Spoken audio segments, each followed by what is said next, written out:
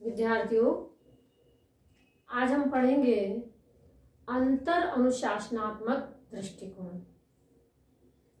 देखिए, इस शब्द समूह में 4 शब्द हैं: अंतर, अनुशासन, आत्मक और उपागम।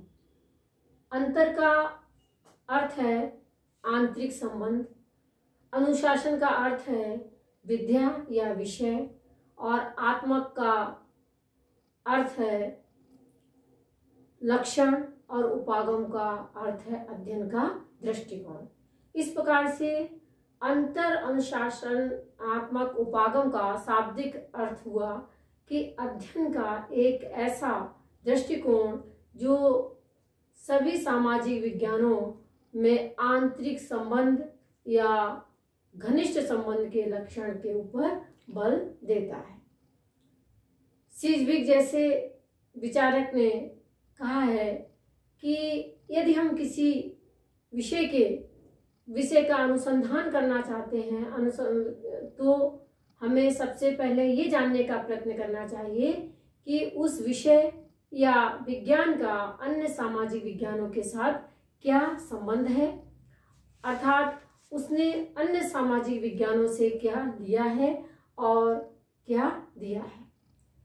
द्वितीय विश्व युद्ध के बाद अन्य सामाजिक विज्ञानों के साथ ही राजनीति विज्ञान में भी अध्ययन के इस दृष्टिकोण को अपनाया गया, और राजनीति विज्ञान के संबंध में अध्ययन के इस दृष्टिकोण का अर्थ है कि राजनीति विज्ञान अंतर अनुशासनात्मक उपागम के द्वारा अपना अध्ययन करना चाहता है, या अध्ययन में इस दृष्टिकोण को अपनाना चाहता है, जिसका अर्थ है कि राजनीति विज्ञान के अध्ययन में अन्य सामाजिक विज्ञानों के अध्ययन को शामिल करता है, या अन्य सामाजिक विज्ञानों के साथ राजनीति विज्ञान का घनिष्ठ संबंध स्वीकार करता है, ताकि अन्य सामाजिक विज्ञानों के साथ अपना घनिष्ठ संबंध स्वीकार करता है।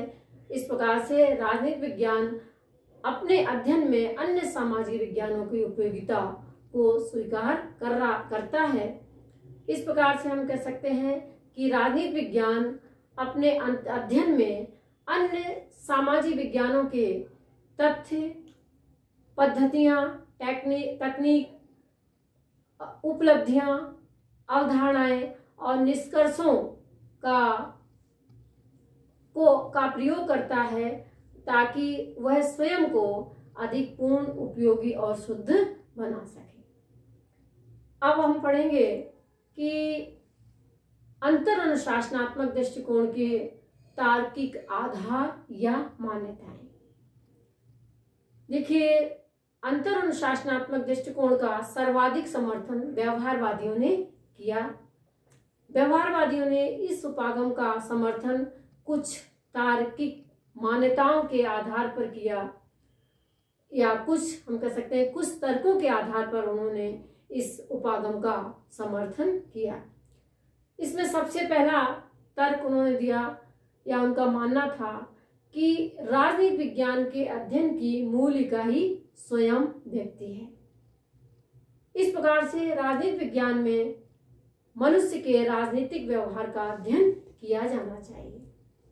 दूसरी उनकी मान्यता थी कि मनुष्य का राजनीतिक व्यवहार सिर्फ उसके राजनीतिक वातावरण और परिस्थितियों से ही प्रभावित नहीं होता है, बल्कि समस्त सामाजिक वातावरण और परिस्थितियों से प्रभावित होता है। अर्थात मनुष्य के राजनीतिक व्यवहार में को प्रभावित करने वाले राजनीतिक पक्ष के साथ साथ अन्य धार्मिक, आर्थिक, पारिवारिक, मनोवैज्ञानिक पक्ष भी होते हैं, जो कि उसके राजनीतिक व्यवहार को प्रभावित करते हैं। इस प्रकार से तीसरी बात उन्होंने कहा कि चूंकि व्यक्ति के राजनीतिक व्यवहार को सामाजिक जीवन की परिस्थितियां प्रभावित करती हैं, इसलिए व्यक्ति की सामाजिक पृष्ठभूमि का अध्ययन किया जाना चाहिए। इस प्रकार से जो सामाजिक पृष्ठभूमि या समाज जो है वो बहुत जटिल है, या समाज को समझना बहुत जटिल है। समाज बहुआयामी है, विस्तृत तथ्यों वाला है और उसका अध्ययन किसी एक विषय के द्वारा नहीं किया जा सकता है। और इसीलिए समाज को पूरी तरीके से समझने के लिए राजनीति विज्ञान सहित अन्य सामाजिक विज्ञानों का निर्माण हुआ या जन्म दिया गया। इसके बाद नेक्स्ट उनका तर्क है, दूसरी तर्क है कि मनुष्य का सामाजिक जीवन ये कैसा है, बहुत जटिल है, विस्तृत तथ्यों वाला है और इस प्रकार से जो है मनुष्य के सामाजिक जीवन का एक आयाम दूसरे आयाम को प्रभावित करता है और उनसे प्रभावित होता भी है। और इस प्रकार से मनुष्य के सामाजिक जीवन के इन विविध आयामों में आंतरिक एकता या घनिष्ठता पाई जाती है। अर्थात सरल शब्दों में हम कह सकते हैं कि मनुष्य के सामाजिक जीवन के विविध पक्ष हैं, जैसे सामाजिक पक्ष, आर्थिक पक्ष, धार्मिक पक्ष, राजनीतिक पक्ष, मनोवैज्ञानिक पक्ष, नैतिक पक्ष, कानूनी पक्ष। और इन सभी पक्षों में जो है ये सभी पक्ष जो है एक दूसरे को प्रभावित करते हैं और एक दूसरे से प्रभावित होते भी हैं। और इस प्रकार से जो है इन पक्षों में एक आंतरिक एकता या घनिष्ठता पाई जाती है। और इस प्रकार से जो है इन सामाजिक जीवन के जो विविध पक्ष हैं इनका अध्ययन करने के लिए जो विविध सामाजिक विज्ञान बने हैं, तो इसलिए उन सामाजिक विज्ञानों में भी आपस में आंतरिक एकता या घनिष्ठता पाई जाती है। इसके बाद उनका नेक्स्ट तर्क क्या मानता है कि जब व्यक्ति के सामाजिक जीवन के विविध पक्षों को समझने के लिए ये जो विविध सामाजिक विज्ञान हैं उनमें आपस में घनिष्ठता या एकता पाई जाती है, तो व्यक्ति तो जो है प्रत्येक सामाजिक विज्ञान को अपने अध्ययन में अन्य सामाजिक विज्ञानों के तर्क, प्रतिमान, तथ्य, उपलब्धियां, अवधारणाएं, टेक्निक्स और उनके जो निष्कर्ष हैं, उनकी जो मान्यताएं हैं, उनका सहारा लेना चाहिए और उनसे जो है सहारा लेना चाहिए और उनको सहारा देना भी चाहिए, अर्थात सहयोग लेना चाहिए और देना चाहिए। यानी सभी सामाजिक विज्ञानों को एक दूसरे से कुछ लेना चाहिए और एक दूसरे को देना चाहिए।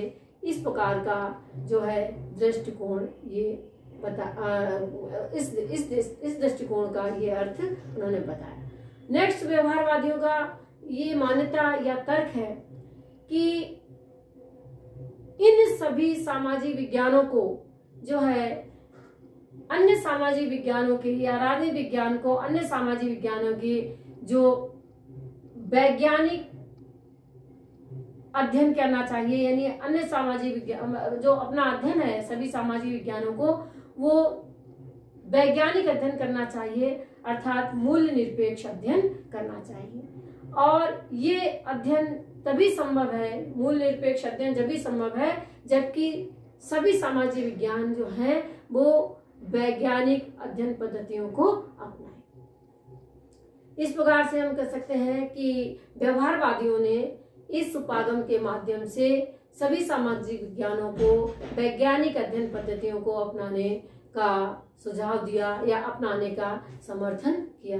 लेकिन हम कह सकते हैं कि ये व्यवहारवादियों की एक भूल थी और उनकी उस भूल को उत्तर व्यवहारवादियों ने जो है सुधारा है और उन्होंने कहा है कि इस उपागम के माध्यम से जो अध्ययन किया जाए वो मूल्य निरपेक्ष नहीं होना चाहिए, बल्कि अध्ययन में मूल्यों को भी महत्व दिया जाना चाहिए।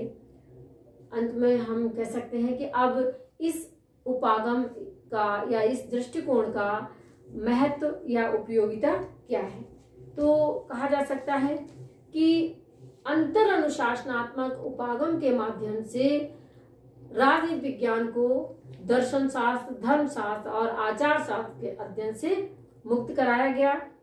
इसके बाद जो है राजनीति विज्ञान का अन्य सामाजिक विज्ञानों के साथ घनिष्ठता या उपयोगिता को सैद्धांतिक और व्यवहारिक रूप से जो है सिद्ध किया गया। साथ ही साथ जो है हम ये कह सकते हैं कि राजनीति व्यवहारवादियों ने